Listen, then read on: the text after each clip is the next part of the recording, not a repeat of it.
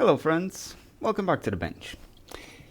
Today we have our patient from last time, which is Tyler's ECM, and we kind of agreed we're gonna do the full recap, and we're gonna replace the MC chips.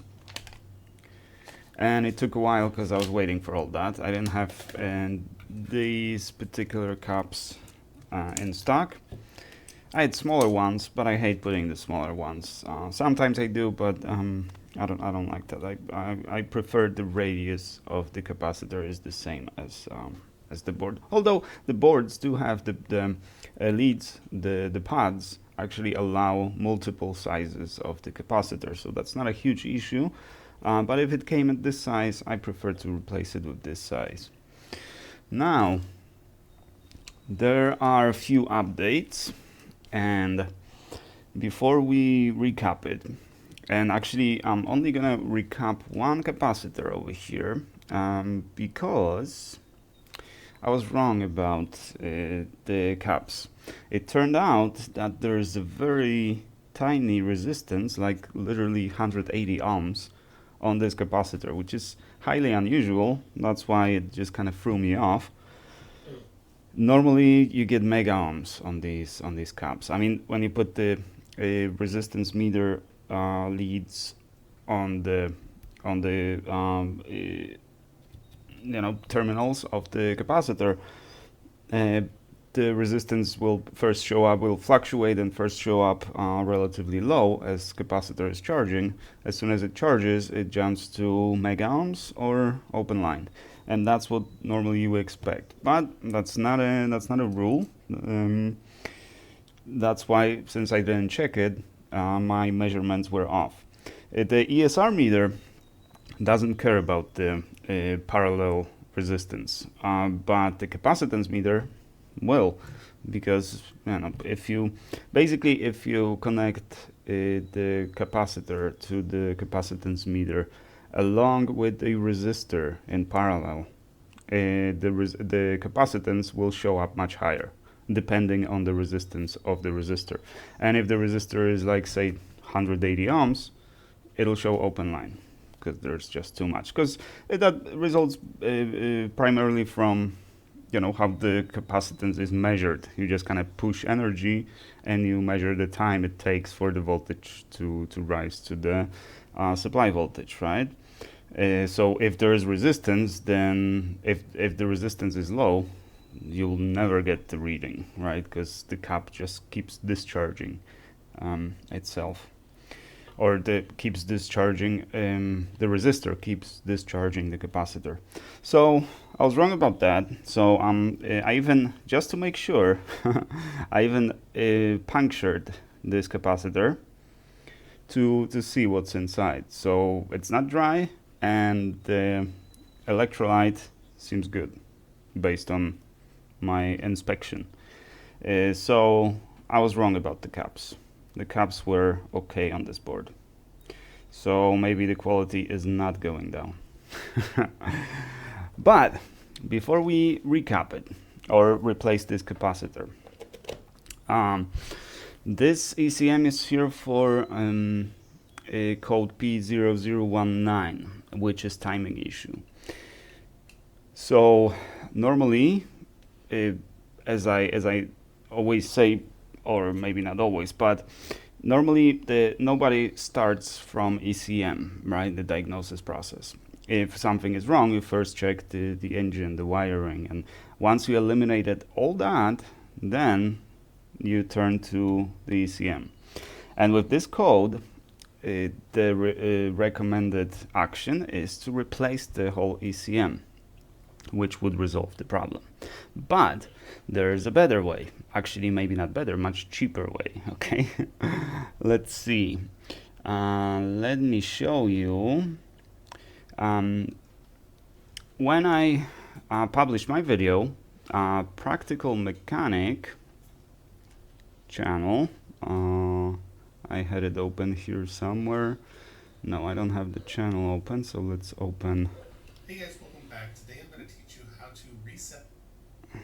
Yep. So this is Practical Mechanic. He reached out to me, okay, and he gave me a link to the video, and actually the whole channel is like the gold mine of knowledge. I definitely show him some love because he's doing an awesome job. I've learned over the course of a few days talking with the guys from Practical Mechanic. I've learned much more than I thought I would ever wanted to know about the ECM. You know what? You know what I mean? Anyways, how does the car determines that there's a timing issue? And there are, is this the one? No, this isn't the one. This is the one. So there are a few. Tyler, I'm gonna send you the link to this video, and we'll talk about it, and I'll explain why I cannot do it on the bench. So basically, there's something called VTT values. So now we're just going to check those positions. Right.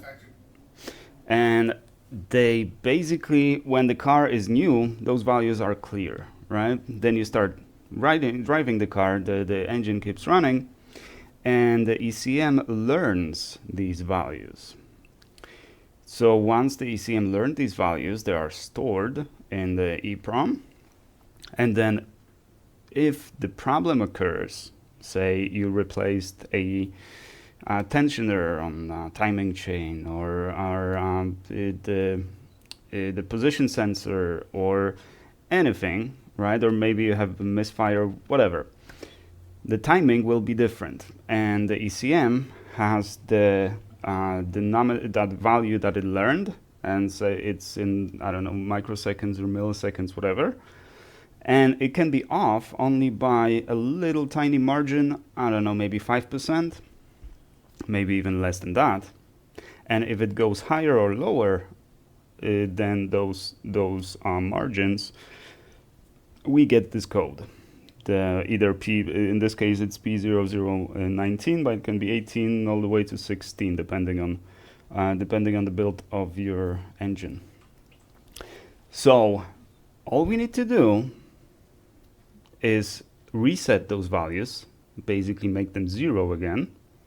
That means the ECM is now going to learn from the engine the timing, store that timing that it gets, if it's stable, of course, because if it's fluctuating, it probably won't work.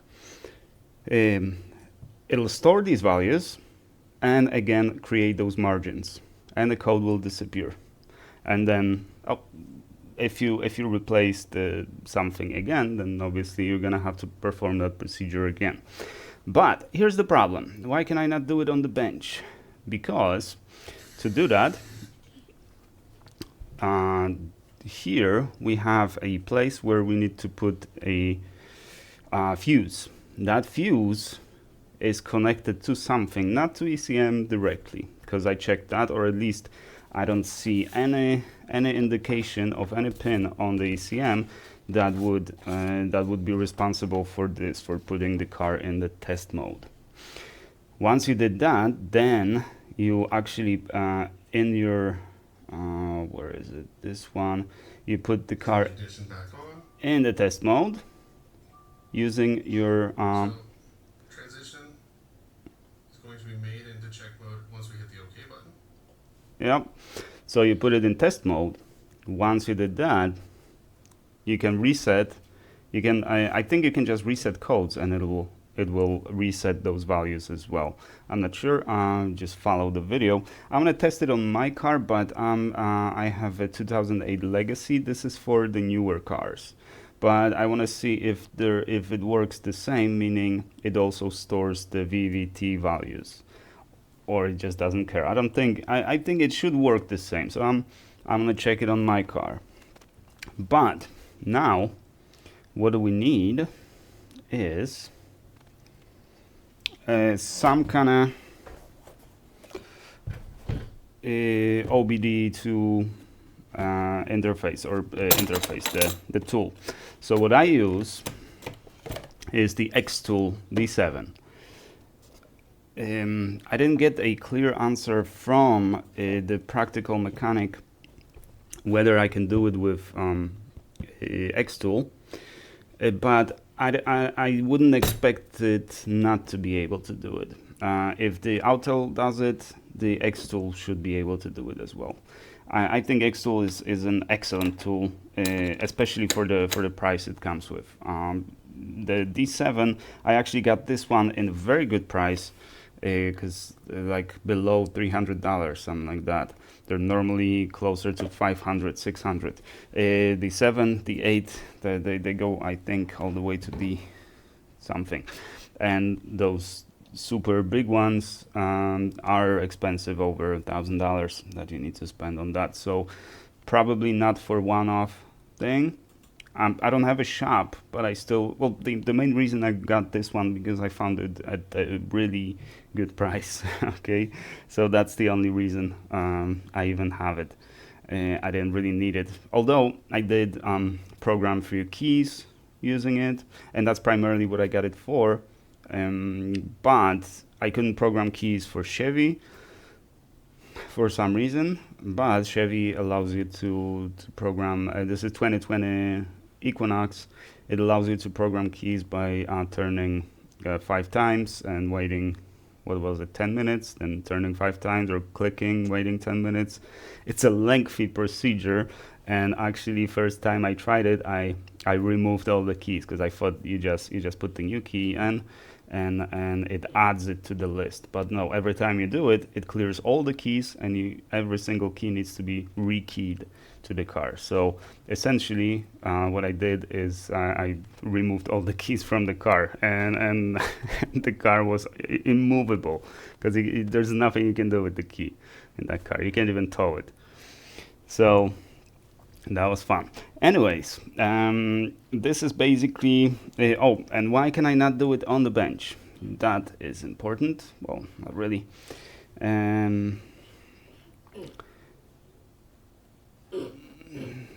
So this is my diagram of fuse and relays, right? And none of these describe fuses, only relays. Only relays. So I can't even locate what this fuse is called, and it's not like there's a diagram that shows you exactly from this fuse to this device is the wire, right? It's more of a block diagrams, and so basically the information I would need is which pin in this ECM do I either pull high or low to put it in test mode. Then, I don't know, basically I can't do it. As much as I would love to do it on the bench, this is something you have to do in the car. But as I said, I will send you that video that will allow you to reset the values. I'm only charging you for a bench fee plus the 1 cap and shipping, so my cost will be negligible.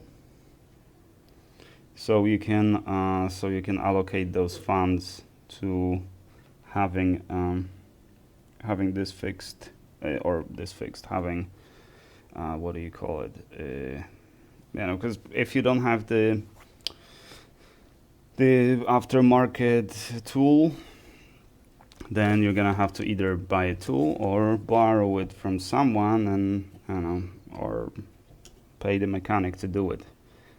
Because most likely, if you take it to the mechanic with this and show them the video from Practical Mechanic, most likely they'll charge you maybe. Well, actually, I'm not gonna be guessing how much they'll charge you, because one extra thing that I learned from Practical Mechanic is that I undercharge, and that is true. I do have ridiculously low prices, at least for now, because I'm not a full-fledged, or I don't do it for a living, right? But the rule of thumb is that 70% of your customers should be okay with your price, not more. 100% of well, actually not 100%.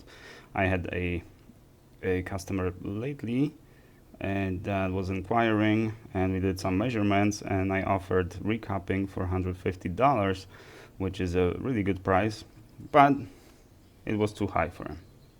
So not 100% of customers are happy with my prices, but it shouldn't be more than 70 basically.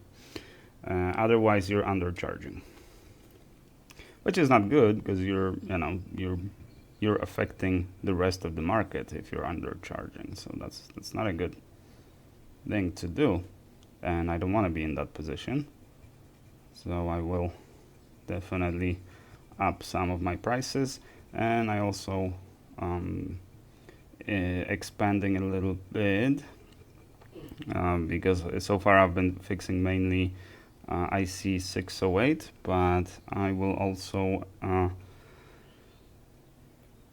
offer replacement of IC 651, which is also the injector driver, but in actually this is kind of interesting, because IC 608, Subaru started using IC 608 in roughly 2000, I don't know, 2006, 2005 maybe, right? Some models had it, and the others still had IC 651. And IC 651 is an SOT package, while IC 608 is a QFN package, right? Much smaller. And also IC 651 is a Denso chip, while 608 is not. And it started the issues of misfires, right? It had issues, and I think that Subaru decided that they will switch back to IC, where is this? 651, it's this one, right? I don't have an ECM on the bench that has IC 608 at the moment, but this chip, SE970, right? So I can replace this chip for you if you have any issues with injection.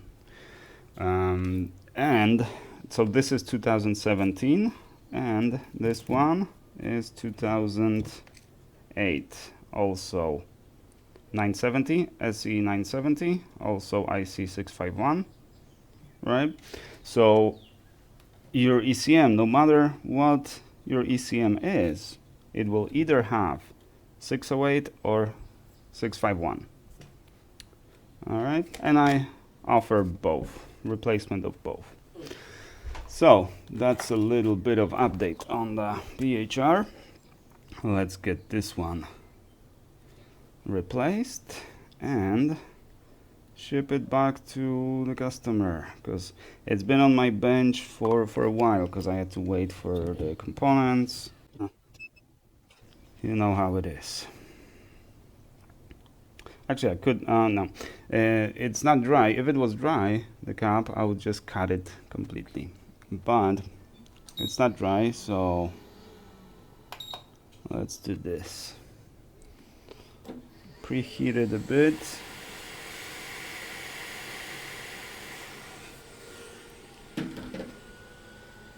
It's oozing.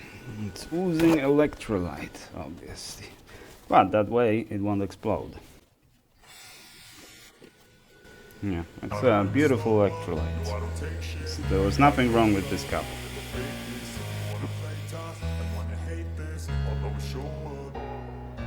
I don't ever slow up, no I don't take shit. I got no love for the fakeness. If you wanna play tough and wanna hate this, I'll always show up and make a statement. I don't ever slow up, no I don't take shit. I got no love for the fakeness. If you wanna play tough and wanna hate this, I'll always show up and make a statement. Everything I do so instinctive and so passionate. Every word I move so descriptive like an adjective. I got a vendetta against people who patented being negative when you should be getting after it. I I got facts over tracks, isn't that? Spitting slow, spitting fast, I could roast, I could gas. Think I'm okay at last, but I don't know if that can erase all the past. And the pettiness, a reflection of the emptiness. Hilarious, you think you're worth my time, you're delirious. Mysterious, because you hide behind a fake exterior. Inferior, you know I'll always be a bit superior. Get off of me, this ain't no humble brag. I want you to hear words, you can say them back. I want you to feel free from the chains at last, and to believe in what you got, it was built to last, yeah. Now that I've been put through hell, I never got anyone's help, I had to do it all myself. I don't ever slow up, no I don't take shit, I got no love for the fakeness. If you wanna play tough and wanna hate this, I'll always show up and make a statement. I don't ever slow up, no I don't take shit, I got no love for the fakeness. If you wanna play tough and wanna hate this, I'll always show up and make a statement. I'm gonna learn the consequence of being incompetent. Mental health is confidence. And this is it. Tyler, I'm sending this off to you, well, not today because today is Sunday, but tomorrow, first thing in the morning. Sorry it took so long, but we found the issue. We put it up. At least I don't think you're gonna need the replacement. I think it shouldn't be an issue taking it to the mechanic and having him reset VVT values according to practical mechanic video. Make sure you show them some love as well, because they did that for you. They reached out to me saying, yeah, well, we gotta reach out to Raf because he's not gonna fix this one or the recapping's not gonna help. And amazing, absolutely amazing. My faith in the repair community, especially around the ECMs, is restored. Awesome. Alrighty, thank you, Tyler, very much for your business. Thank you guys very much for watching, and I shall see you in the next one. Never slow up, no I don't take shit, I got no love for the fakeness. If you wanna play tough and wanna hate this, I'll always show up